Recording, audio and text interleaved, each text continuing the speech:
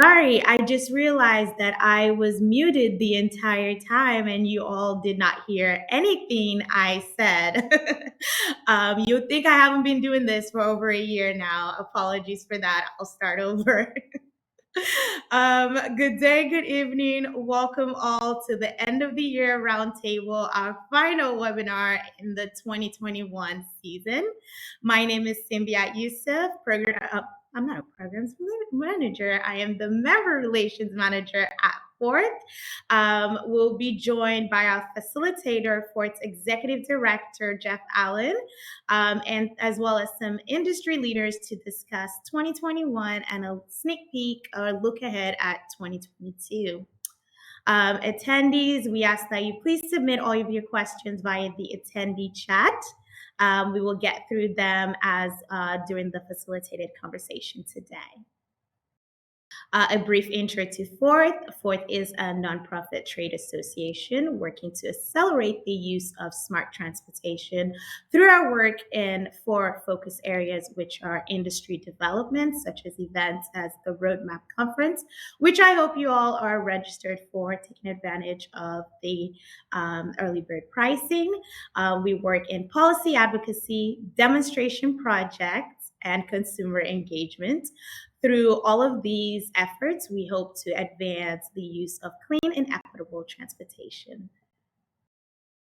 And our work will not be possible without the support of members and sponsors.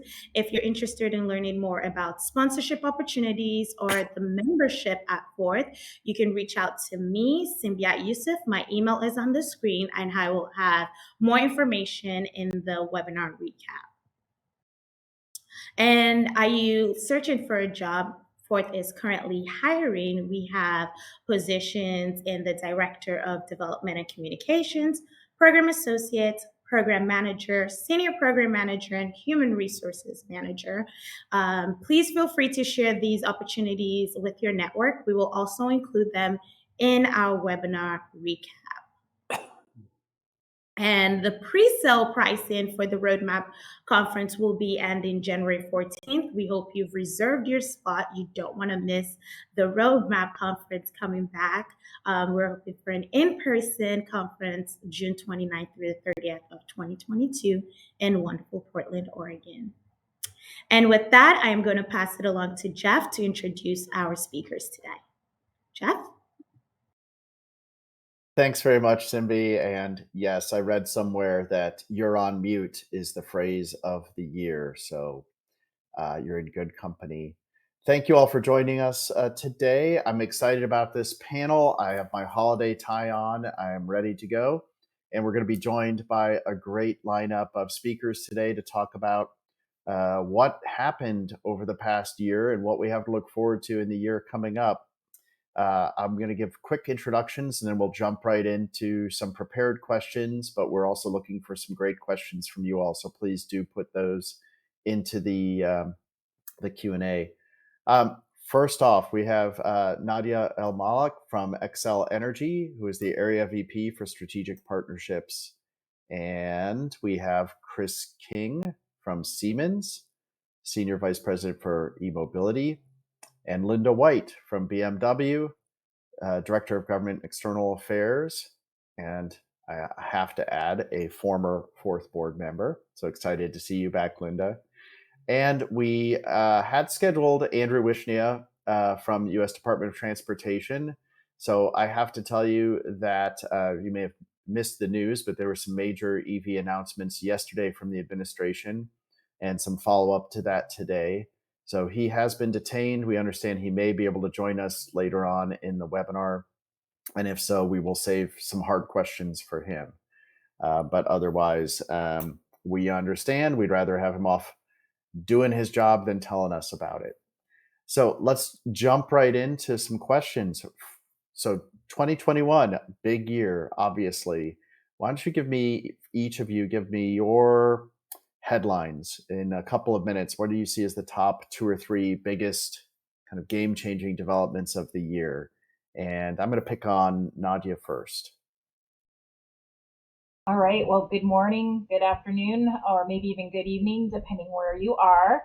I think it's hard not to come to the conclusion that it's really been a tremendous year that many of us have been hoping for and waiting for a long time. And while it's difficult to pick only three, I would flag one, the market movement, two, innovative utility regulatory frameworks that are being adopted and actually implemented, and then three, of course, is passage of the Infrastructure Investment and Jobs Act. So just touching on two of those briefly, because I know we'll hit the Investment Act later on. But on the market side, three items come to mind. The OEM commitments to partially or fully phase out ICE models, such as GM, Jaguar, and of course BMW's here. Linda, it'd be great. I'm sure you'll be touching on that. But we also have very cool and diverse models coming to market this year and in the near future. So thinking about pickups, SUVs, which I equate to more choice. And excitingly, there's going to be some more affordable options, which is critical when we think about widespread adoption and equity. And it was also hard to miss out finally on all the SPACs, not only for the auto and infrastructure OEMs, but also for new technologies. We've got a local company right here in Colorado, which is where I am, called Solid Power, that I know is partnering with BMW and Ford and others. I know by mid-year there were 20 plus SPACs, and I'm sure it's grown exponentially since then. Final point I'll touch on is the utility frameworks. One example is in Xcel Energy's footprint. We have a 3-year, $110 million Colorado transportation electrification plan. That's a mouthful. We call it a TEP. It was approved this year, and we've launched over a suite of programs, over 12 offerings under this plan already. And when we're done, we will have installed about 20,000 plugs in homes, offices, multifamily buildings, and public places. And this wouldn't have happened without strong, regulatory frameworks. And to craft and launch this plan, we worked with a myriad of stakeholders, many represented here today on the panel and otherwise. And we're continuing to work with about 100 stakeholders quarterly. So our plan is something for everybody, ranging from vehicle purchase, lease rebates, new or used, for income qualified customers, to multifamily make ready, and even charger rebates to innovative partnerships. So I'll pause there, but it's just been a tremendous year. Fabulous. Yes, lots of headlines. And I just want to tag, if we have time, I want to come back to the vehicle rebates, because to me, that's one of the most exciting, innovative things that you all included there. But Chris, let's go to you next. What are your headlines? Sure, Jeff. And that was a great introduction by Nadia. There's so many things going on. And Nadia, I guess you're taking on California as far as thought leadership and policy and regulatory leadership in the states. So that's really nice to see. I'm going to highlight three things. The first one is the Ford F-150. Nadia talked about the need to have more choice in the market. And this is not an advertisement for Ford, but number one selling pickup truck in America, going electric, obviously adding a hugely important new choice to the mix for consumers. And a very mainstream one as well. This is not, you don't see a lot of pickups in San Francisco and New York City. This is something that people buy all over the country, and see that as a real game changer that is out there. The second thing is actually similarly along those lines, which is Toyota. This was just today when Toyota announced that they were increasing their target for battery electric vehicles and hydrogen sales in 2030 up to 3 million vehicles. Now, Toyota has been, actually dragging their feet on the electrification, and being, one of the top two automakers in the world, having them really step up and make this commitment to battery electric vehicles, I think is also huge in the market. And then the third thing, which has not gotten quite so much attention, is, and this comes back to the states, but in California, the state, through its budget process, has awarded or allocated $1 billion for electric vehicle charging infrastructure over the next 3 or 4 years, which is obviously a huge addition to what's going on at the federal level, which of course is also a great development. but just another indicator of the strong commitment and acceleration of what we're seeing in the market. I could go on with lots more, but those are three of my top points. Yeah, and we'll dig into a few of those, and it looks like we're dropping like flies. Linda's having some technical problems, so hopefully she'll be able to get back on. But meanwhile, I'm going to lean on you two a little bit more. So those are some of the headlines. What about kind of the fine print? What's one or two kind of inside baseball development that y'all are watching that folks may not have been hearing about? And maybe Chris, you start, because you mentioned that California program folks may not be tracking outside of the state, but are there other things like that? I think so. And when I talk to my colleagues, I haven't heard a lot of feedback on this point. We heard about the Infrastructure and Jobs Act, which has enormous benefits. But one of the things in there, I think it's page 3452 or something. But anyway, they specifically call out interoperability as something that's essential for EV charging infrastructure. And we hear about range anxiety, then there's charge anxiety when you come up to a charger and can you use the connector? If you're not a Tesla, you obviously can't use the Tesla network. And so that specific provision calls for the Department of Transportation and Energy to get together, and they form this joint unit, which was just announced a few days ago. And they have to do a stakeholder process and define interoperability within 180 days, which is, of course, lightning speed for the federal government. So that's going to be part of the guidelines that the states and the federal government use when they disperse this $7.5 billion in EV charging infrastructure. But it's so important that people are comfortable, like with a gas station. Any gas station you pull into, you don't have to worry about, being able to stick the thing in your car and pay for it. Payment is another issue where interoperability comes into play. So again, I haven't heard much talk about that, but clearly will be very important, I think, in terms of making it just easier for people to adopt EVs. And I saw someone dropped in our attendee chat, which is great. Well, we can include that in the follow-up as well, the Federal Register notice for the comment period on those guidelines. So if folks are not tracking, those comments are due at the end of January. So if folks want to weigh in on what we think interoperability and so forth should look like, now is the time, right? Absolutely, yeah. So Nadia, how about you? What's in your fine print? Yeah, I'm not sure that I have too much inside baseball, but I did bring up a baseball from Texas. I was visiting there last week, and I have a 6-year-old, and so I had to pick something up at DFW. So, I echo, Chris, some of the things you were saying, right? What we're seeing the states doing. You're right. We love California, but some of our states are, smaller in the West, Midwest, and we're coming for you, California. But in all seriousness, what we've seen with the investments in transportation, I think that's a great topic. In Colorado, this last legislative session, the largest transportation bill in the state's history was passed with a keen focus on not just electric transportation, but clean transportation. So I think that coordination with the states is key. I would say what I was originally thinking about, and it's easy to kind of get lost in the shuffle and with all the exciting headlines, is just really how do we communicate? How do we market and kind of have a cohesive voice? Because I think there's so much information out there. It's information overload everywhere, quite frankly.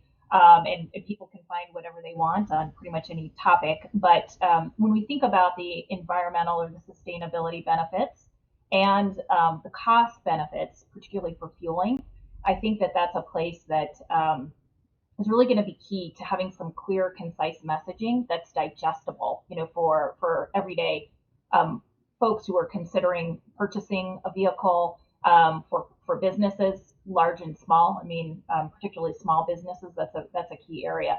So I would just note that I think looking at how the utility industry is cleaning up and moving to a cleaner energy future is really key in messaging. I think that will resonate with people because whether or not you drive electric, it's going to help the environment. So really focusing on some of the messaging. And then like there have been a lot of headlines recently. How much does it cost to fill up to plug in your EV? And I think one of the things we've really been focused on is tying the benefits to the grid with the environmental benefits and cost savings. So I'll give you one example. In our 8 states, if you're charging up at night at home during quote off peak, when there's more wind blowing, more renewable wind energy on the system, and it's better time for the grid because we're not at peak usage and demand, it's the equivalent of $1 per gallon or less to plug in. And I think that that's something that really resonates with folks, and can save the average family about $700 to $1,000 a year.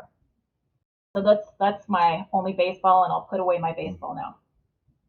Your kid wants their toy back. But since you raised it, let me go a little off script and poke a little bit at that car rebate that you mentioned, because it has been one of my pet peeves from the beginning that if there was any other appliance that a utility had that was incredibly energy efficient, and that every household in your service territory has one, and we want to encourage people to get this energy efficient new appliance, the reaction would not be, great, let's subsidize the panel upgrade.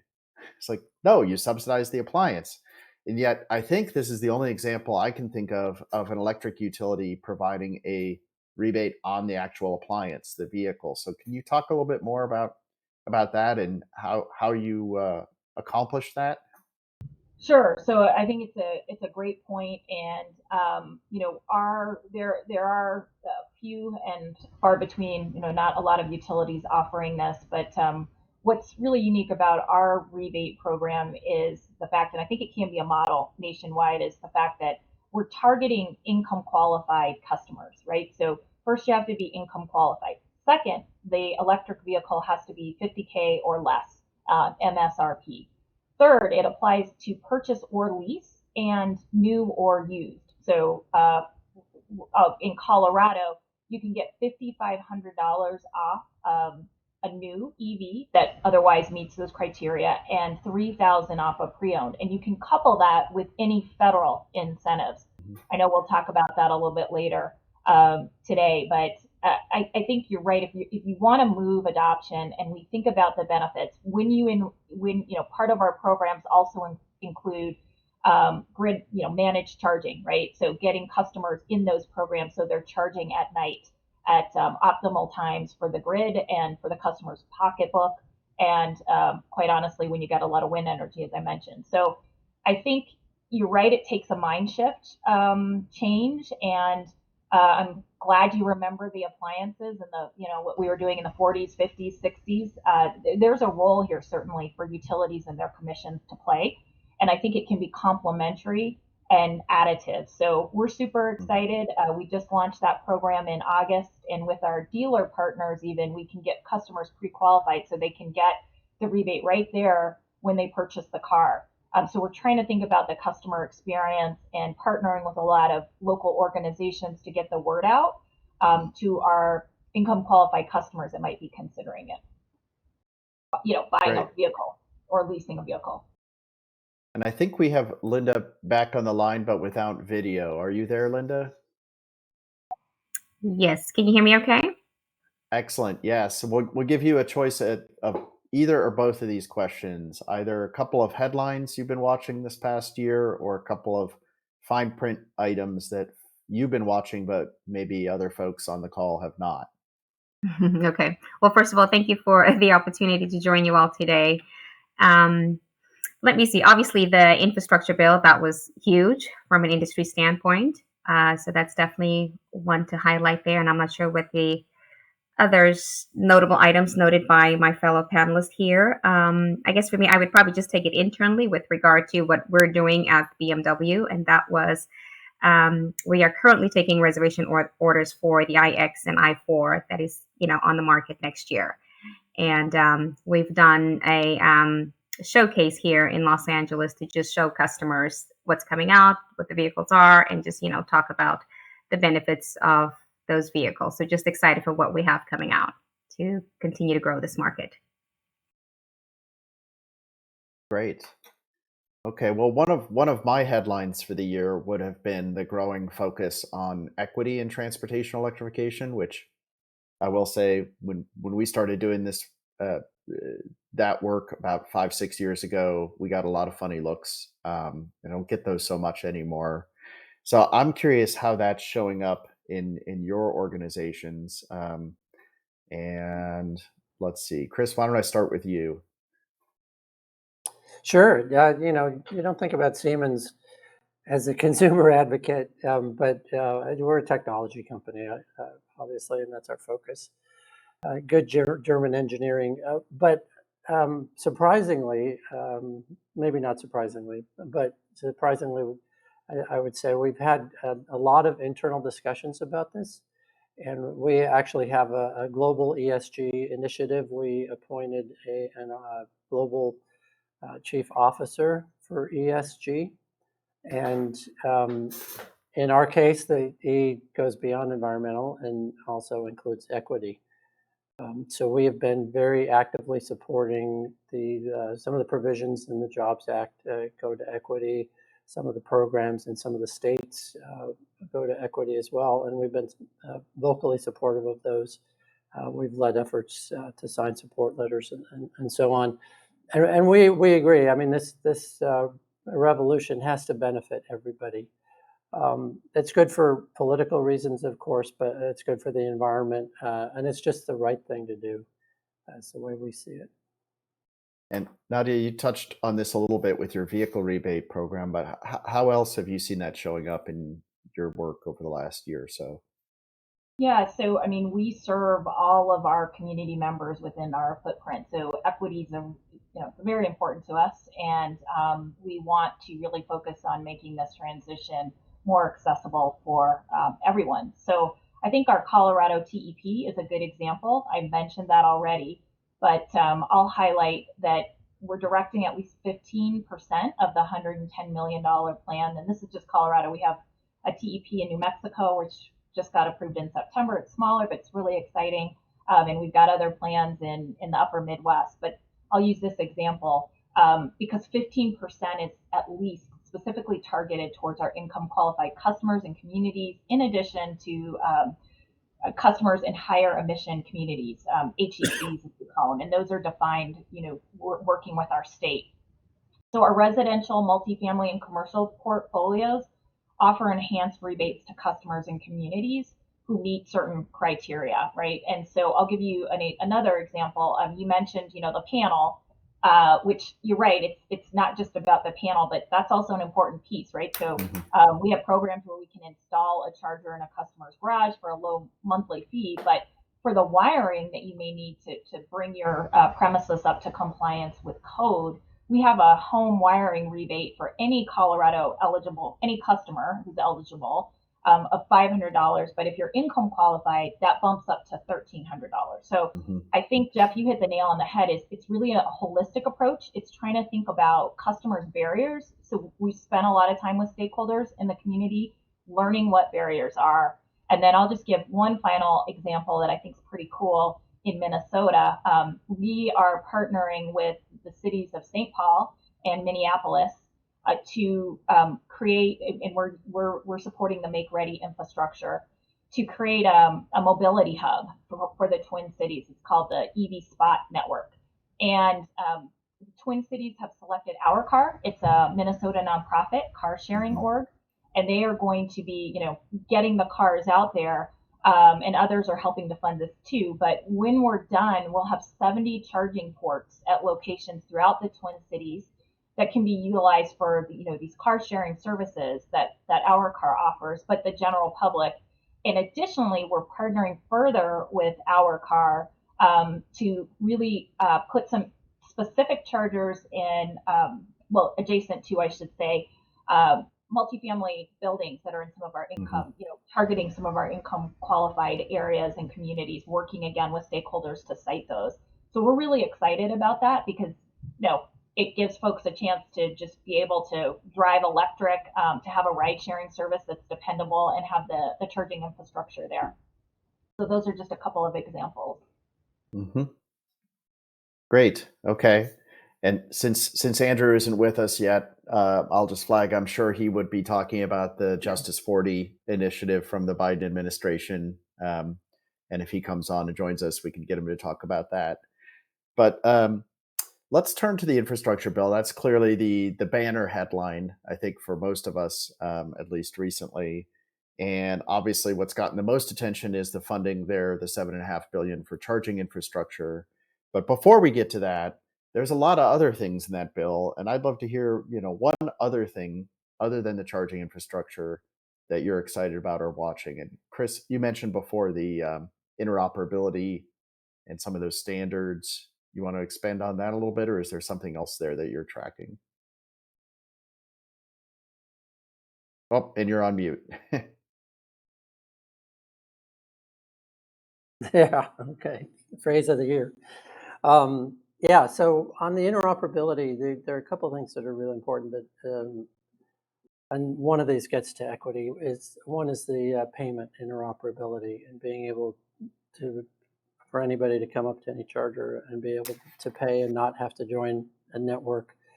One of the things with the unbanked is often they'll use charge cards that you can just buy without having a bank account, and use those just like you would a credit card or a debit card. So California has a requirement that you accept credit cards. There are other ways of doing interoperability. One of the interesting ones we've seen is actually in Holland, where there is a universal RFID card, so you can use it with any of the different charging networks, and only have to sign up once and only have to pay once, and then it gets distributed to wherever you use the charger. As one example there. Another one is the chargers and the networks, so that when you buy a charger or you sign up with a network, that you can change that over time and protect customer choice. Linda, how about you? What are you looking at or tracking in the bill beyond the infrastructure?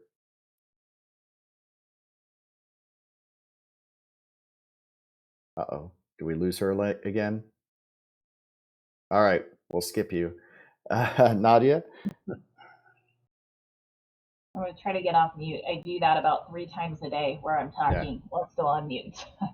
So I'll try to keep it to one. I may ramble a little bit here because there's a lot exciting. But the low carbon and zero emission school bus provisions, that's very exciting. Touches on a lot of different components. I mean, just as far as the emissions impact, right? Obviously, these buses are larger, and we can make a big dent there. All students, the emissions reductions, that to me goes to equity and how we're thinking about taking those emissions out of the transportation sector, which we all know is now the largest source of emissions in the United States. And what a cool way to get to ride to school, but they're also potentially grid resources. So that's something that's on our radar, and we're working with our districts. We have hundreds and hundreds of districts in our footprint. A lot of our state governments are very focused on this, and obviously at the federal level, it's really exciting. I would say the one kind of thing that also is pretty exciting is kind of what are the spillover implications that this federal legislation is going to spur. Of course, we're seeing the market already reacting proactively, reactively. So I think there's going to be tremendous movement there. But going back to something a little bit closer to home for a utility is, you mentioned, Jeff, some states have really been leaders here, while others have not traditionally seen this as their role.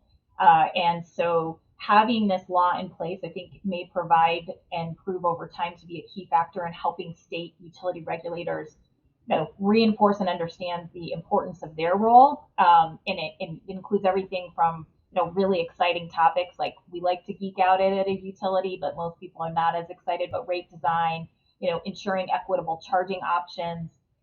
These are places that are core to a utility's bread and butter and our regulators. And so, this is how we think we can make sure the benefits of electric transportation are more broadly spread out and more widely available. So a lot of best practices out there that can be shared. I mean, that's the nice thing about the utility industry, right? Typically, there's nice ways for regulators and utilities to share best practices. So that's something that doesn't jump out at you, but I think there's going to be a lot of positive spillover implication. Yes, and that's probably a good segue to charging, because I think, some people overlook the big numbers about charging are big and they are transformative, and they are a teeny tiny fraction of what's going to need to be spent. And I think a lot of us are looking to you and your colleagues in the utility field as another big source of that funding. So, $7.5 billion, give or take, for charging infrastructure. First really major institutional commitment by the federal government to have a role in charging. And I think it's fair to say that very few cities, MPOs, or states are prepared to spend money on charging well right now. So, how are we going to make sure that money is spent quickly, is spent well, is spent in ways that center equity? And as one of our questioners asked specifically, how do we make sure it gets to places that need it and not just the places that are ready for it? So a whole bunch of questions there. You want to take on any or all of those? We'll go back to Chris first. Sure. So, yeah, part of this comes back to the RFI. What are those guidelines going to be that come out of the federal government as they give the money to the states, who will then disperse the funds? There's plenty of guidance within the bill already. We had talked about interoperability a lot already. One sort of inside baseball thing in the bill is, and this gets back to charge anxiety, is that if you're going to take this money, you're going to have to make data available about the operational status of your chargers. So if I'm looking on my phone and it says there's a charger at this location, it's going to have the data, it's working, because that's an issue, right? I mean, you come up to these and they're not working. Another one is the rural corridors, right? I mean, if we can say to people, there is a charger at least every 25 miles, no matter where you go in the United States, that it would be huge, right? I mean, because then you'd have total confidence that you could go anywhere and you'd be able to recharge. So that's another specific area of guidance I think that's really valuable. And of course, the disadvantaged communities one is really important too. Yeah, Nadia, you have thoughts on that? And how do you see that relationship between utilities and government funding for charging? Yeah, I think that's a really, in some ways, a million, maybe billions of dollar question here. And I think what's really going to be critical is making sure that we're taking a complementary approach, right? So utilities have different approaches and offerings, different programs that communities and customers can take advantage of. Everything from like the make ready work to, in some situations, actually, the charging infrastructure itself. But I would say no matter what, all paths go through the utility, right, to get the infrastructure there. Even if you think about the core distribution and sometimes on up, right, to things like transmission, substations, the power generation. Some of the size of these, chargers are going to be significant. So I would just say early coordination with your utility and often is going to be critical no matter what. And, having that complementary interaction. I mean, we already work with the states day in and day out, and the cities and towns, because all of our infrastructure is in the rights of way. Not all of it. A lot of it's in rights of way, right? And we're working with state DOTs because anytime there's new road projects or highway expansion, we're there. So we have, tight coordination, but folding in and planning timelines and understanding how those work, I would say, is going to be critical. And then trying to create efficient use of programs so that if you are a customer coming or a community, understanding how do I take some of the federal dollars that are being administered by the state, pair that with whatever my utility might be offering, and then any other partners in the ecosystem. So I think it's absolutely critical to show that we can and we know how to work effectively together. But it's no small feat, right? Because we've got a lot of cooks in this kitchen, and so it's going to be critical to just have that coordination and quite frankly, planning with your utility. Yeah, I think one of my inside fine print sub headlines, if I was answering that earlier question, would have been the creation of this joint office between Department of Transportation and Department of Energy at the federal level, which was announced formally yesterday. But I think that's going to be essential as I think about, particularly outside of places like Colorado and California and Oregon and a few others. There's really only a handful of states that have been in the business of charging, and it's generally not been the transportation departments. It's generally been the environmental agency spending VW funds, or maybe the energy department. So I think both on the formula funds and even more so on the competitive grant funds, it's going to take a lot of support from many of us to help them spend that money well. And just flagging for folks on the phone, again, the guidance will be coming out initial in February, and then I think the follow-up, I forget the exact day, in May. And my understanding is, there may be competitive grant fund flowing by summer, which is lightning speed in federal time. Let's see. I think there's a very specific question about rural charging. I don't know if either of you could speak to that, of how rural communities and rural business development folks ought to be thinking about, presumably, probably the competitive funds, but I think either would be fair game. Do either of you have thoughts on that? Chris, do you want to go first, or I'm happy to go. You tell me. Go ahead. Okay. I would say, taking a big step back on the rural side, that is, again, where I also think your utility can be a good partner, because those are, just as we serve urban and mountain and plains and various other places, we serve a lot of rural locations. Mm-hmm. And are, in close partnership with those communities, right? Just for day-to-day utility and infrastructure needs, but really partnering more and more around sustainability and economic development. And so one thing I would say, we're already starting to look at helping some of our rural communities, and launched in Wisconsin, a rural part of Wisconsin, the first DCFC charger in the region, and just they're marketing it as a stop, as a tourist destination, to get their community on the map as folks are traveling through the upper Midwest, and so far are seeing a lot of folks stopping and spending time and filling up. So I think the utilities are a key source. I think also just obviously how the rules are going to be written and having that focus is going to be critical. And so, I just think it's good that the legislation is already focused there, because quite frankly, it needs to be, right? The charging in certain areas is already there or coming, whereas this is a space that needs, I think, some focused attention. Mm-hmm.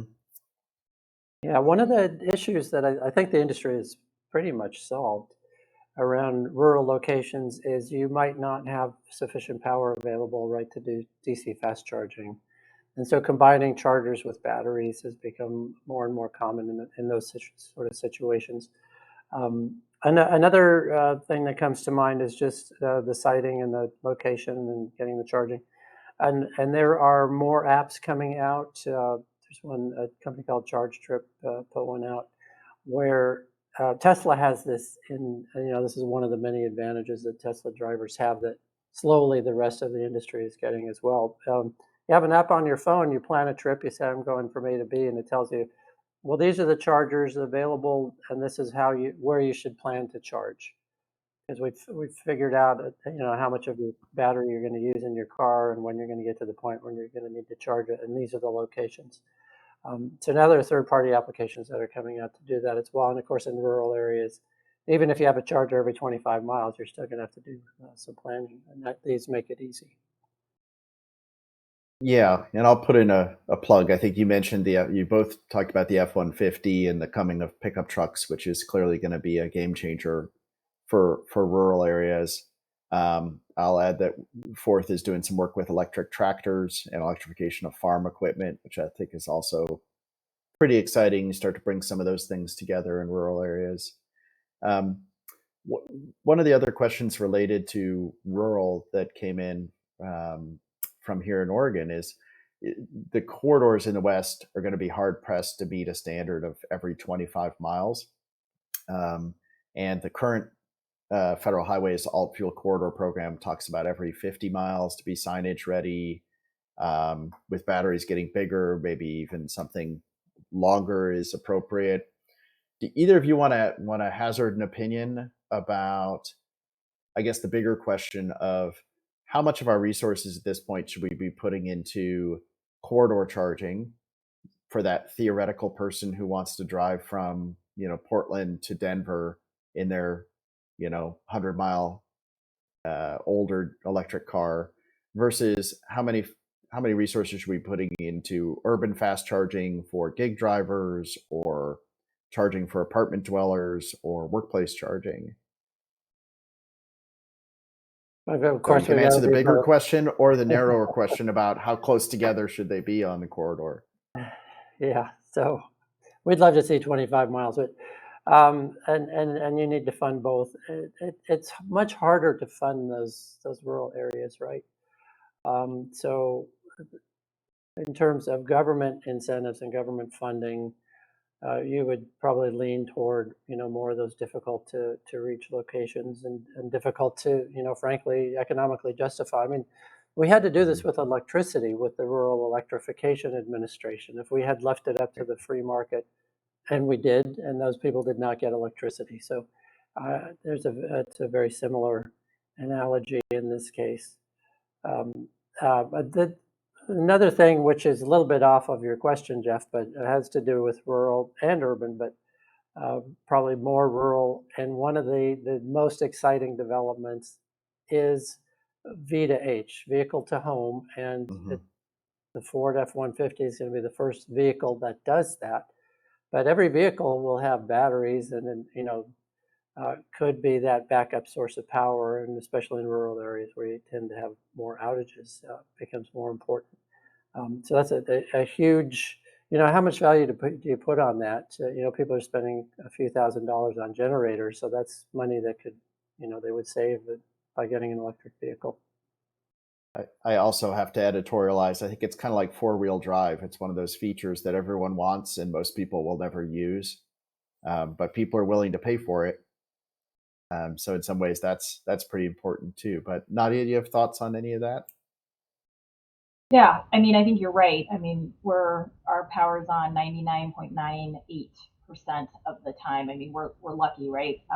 Here in the United States, we generally have a very reliable power, but we've seen what's happening in California with the wildfire risk and the public safety power outages. We've seen, what happened in Texas, and I mean, that's kind of a unique situation for multiple reasons. Texas is kind of its own island, and not part of the larger United States from a electrical grid standpoint. But nonetheless, I think it's kind of an all of the above. I won't speak to the exact, the 25 to 50. I mean, I think all of it's going to help, but I think it's, right now the majority of charging happens at home or in the depot for fleets.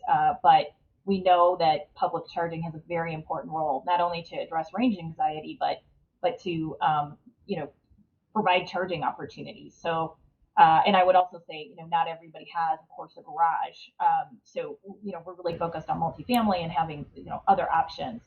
And the final point, I guess I would say is, you're seeing more coalitions, like in the utility space. There were a couple of regional utility corridors that had a substantial, up to about 10, I think, utilities in each one. And just recently, EEI, which is the Edison Electric Institute, announced a national, national highway charging coalition effort. And that's really meant to be complementary and work with, whatever programs are in the state, whatever partners are in the state, to, try to have a connected network, because you're exactly right. If you're going from one side of the country to the other, we're not all connected yet. And some of those rural areas and other areas, I think there's going to be opportunities to work with co-ops municipal utilities, sorry, and cooperative utilities out there. So it's an exciting time. And I'm for Simbi's benefit on the call and the follow-up email we send, we should include that link to that announcement from Edison Electric Institute, and also the National EV Charging Initiative, which has a convening we're helping to put together later in January, working in that direction. And I will also just give a sneak hint that we'll be announcing our schedule for webinars for the first half of 2022, and I think folks can expect some robust conversations about how to access that federal charging money, and particularly for communities that have been underserved historically. But before we leave this charging topic, the questions are coming in fast and furious. And one I want to make sure I get to is, what about hydrogen? So we haven't talked much about it, but it is clearly included in this infrastructure funding. And maybe I'll look at you first, Chris, because I don't know that Xcel is playing as much in that space, but either of you have any thoughts on that? Chris first, maybe? Well, we are playing in that space. We make the world's largest hydrolyzers, one of many, many products. It's interesting space. There are definitely some applications that are very difficult to use batteries. Long distance, long haul trucking comes up all the time. And you have the issue of the weight of the batteries, and then you have the distance. There's some talk of using hydrogen in planes, again, where you have the same issue where weighing them down with heavy batteries is a real issue. One thing that's, this area has exploded over the past year, and there's talk of green hydrogen and blue hydrogen and green-blue hydrogen. Green hydrogen is hydrogen that's made where the hydrolyzer uses electricity from renewable resources to split water into hydrogen and oxygen. So you have different levels of that. At this point, hydrogen is quite a bit more expensive than electricity. But as we get to scale, there's some promising uses for that as in decarbonization. It also comes into play, of course, in the power generation space, where we have all this natural gas right now that we can't just turn off. We need some solutions for that. Battery storage is part of that, and hydrogen could well be a significant part of that. And then there's a lot of talk around the whole natural gas infrastructure, and it'd be nice to electrify everything, but it gets difficult, expensive. So you may see some of that infrastructure be converted to hydrogen, as an example, and then you can continue to utilize that asset. So it's a very wide-ranging topic. Mm-hmm. Yeah, and we certainly see hydrogen vehicles as hydrogen fuel cell electric vehicles, and shout out to the Renewable Hydrogen Association as well, of which we're a member here in the region. But Nadia, do you have something to say on that topic? Yeah, Jeff, just echoing and what you and Chris mentioned too. I think we're seeing the concept of hydrogen hubs.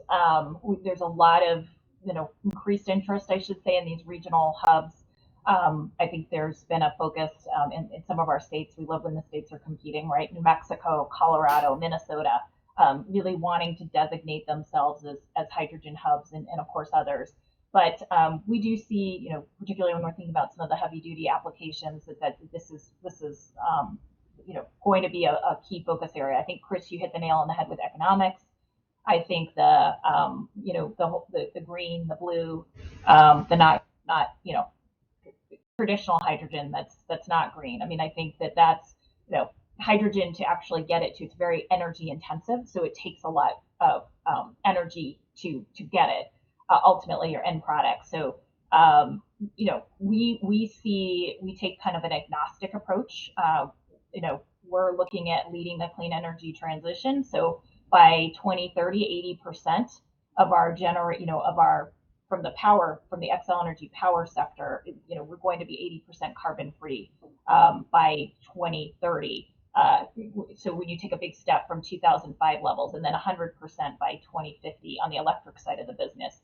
Hydrogen is going to play a role, and a lot of new emerging technologies are going to play a role. And so you're spot on, Chris, on the generation side, and also, commercial and industrial uses. So I think these are all very timely topics. Great. Well, I want to make sure we have some time, speaking of time, to talk about the year ahead.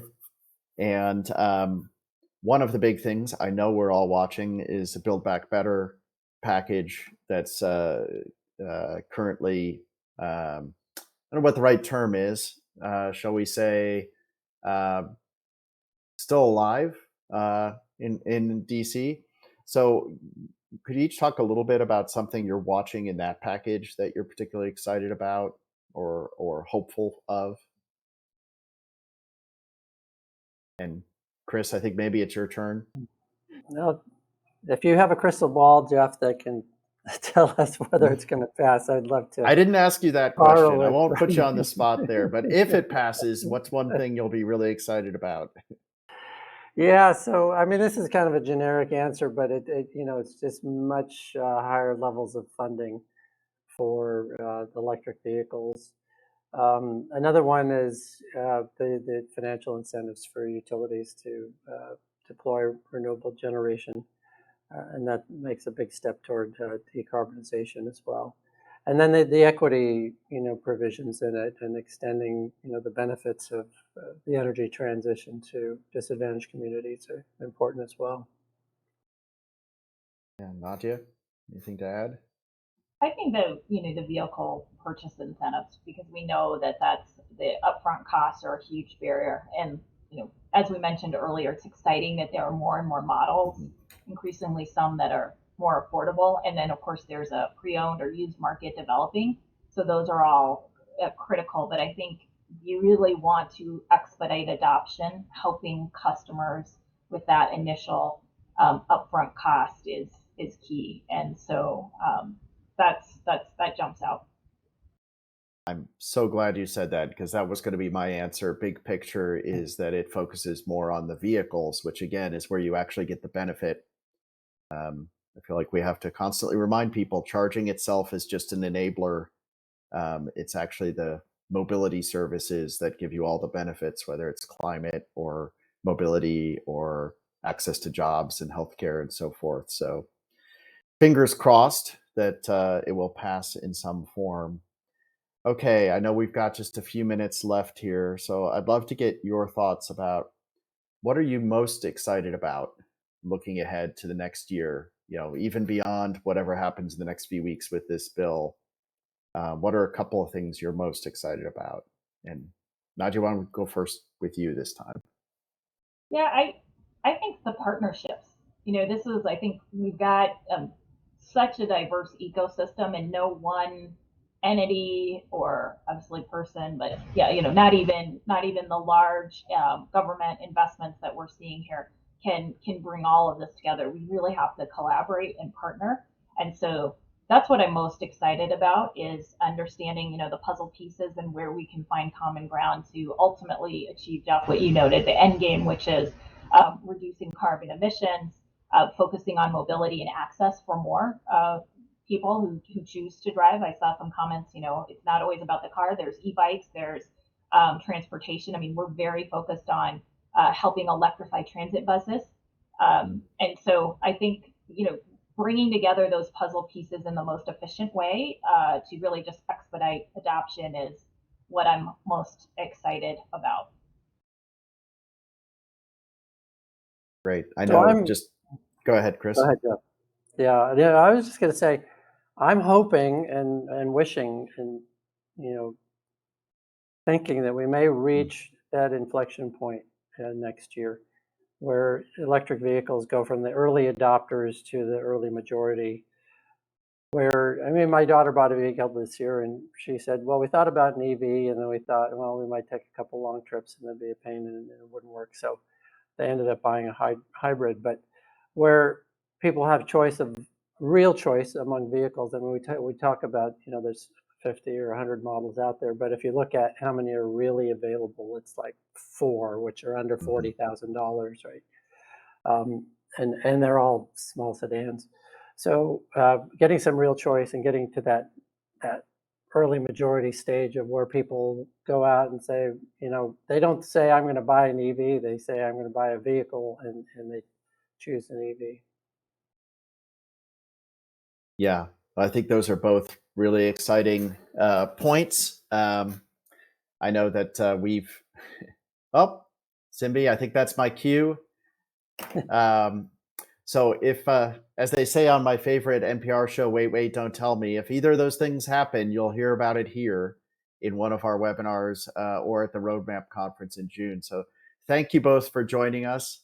And thank you both for leaning into this conversation as our speakers kind of dropped off due to technical problems and so forth. So really appreciate you stepping up. And thanks to everyone who attended and all those really lively questions in the chat. Love the conversation and look forward to continuing it. With that, I will hand it over to Simbi to close us out.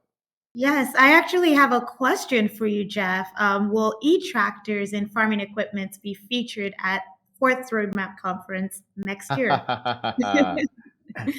Well, I don't want to give everything away. I cannot promise that we will actually have an electric tractor hayride, but I would say it's entirely possible. So stay tuned. If you saw that opening slide, that was our mobile showroom that we're now taking around the state, pulled by a Ford F-150 to communities to talk about electric vehicles. And just off camera was one of the electric tractors that we're using in our demonstration project. So I think it's safe to say that both will be on display at Roadmap in June. And if we can arrange the hayride, you'll see me there on it. Thank you, Jeff. Thank you, Nadia. Thank you, Chris. Thanks, everyone, for joining us as we wrap up this season. We want to also take this opportunity to thank some of our sponsors for 2021, Black & Veatch, BMW, Idaho Power, Momentum Dynamics, Pivot Marketing, PGE, Portland General Electric, and Toyota. Thank you so much for your support of this season. And if you're on this webinar looking for visibility options or subjects that Fourth should be covering, we want to be covering the highlighting and emerging topics in the industry. So feel free to please reach out to me. I'll follow up in the recap email with more information about sponsorship opportunities. And as the member relations manager, if you're interested in membership, join the party, we'll say. You can also talk to me about membership opportunities at Fourth and how we can help advance the mission and vision of everyone driving clean transportation and any of your 2022 goals, and how Fourth can assist with making that goal a reality. So with that, we will see you all in 2022 for more emerging topics, more conversations around clean transportation, charging, equity. And I'll leave you with a link to our open positions. If you look at the chat right now, if you have anyone looking for a job in the electric transportation sector, Fourth is hiring. We have a lot of opportunities currently open, and you want to join a lively bunch of people energetic about the energy we're using to fuel our transportation and our future. So thank you all again. We hope to see you in January 2022. Have a great day, all.